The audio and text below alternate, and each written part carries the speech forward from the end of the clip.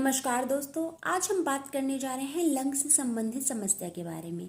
यदि किसी को एक्यूट या क्रोनिक मतलब कुछ समय से या बहुत समय से कफ की समस्या है, या किसी को लेरेंजाइटिस की समस्या है या ब्रोंकिटाइटिस की समस्या है, तो मैं आज आपको एक होम्योपैथिक ड्रॉप बताने जा रही हूँ जिसका नाम है लंग रिवाइवर। ये रही इसकी पिक्चर, लंग रिवाइवर।